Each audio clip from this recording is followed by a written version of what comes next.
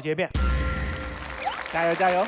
今天对方一直在说善待自己的情绪，非常动人。但我就是无法想象，我跟多乐同时看见一只老鼠，我抱头鼠窜，说：“儿子加油，你上啊！”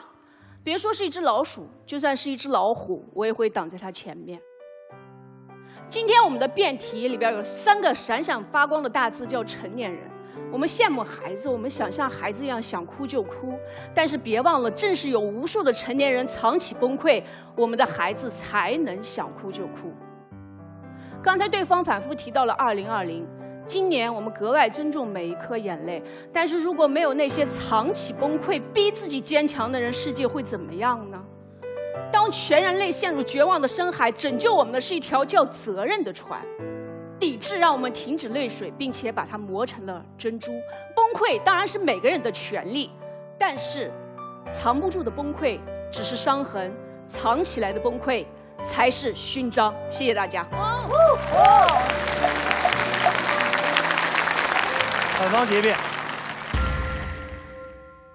雪儿刚才讲的特别好，在东方，责任这个山已经足够高了。你见过历代圣贤所谓的为民请命，他们要背负这个责任。孔子说这个的时候说得非常动人，他说把人作为使命，仁义的人背起来。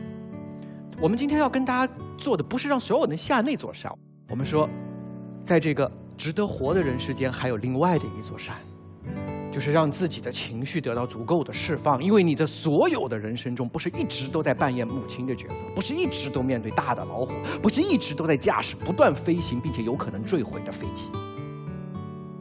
如果一个人的心中他只有对方的那座山是使命，非常值得骄傲，但人生难免困苦。而且这座山往往不是普通人爬的，各位。我们今天为普通人修另外的一座山，我们尽最大的力劝各位说，那里的风景也相当不错啊。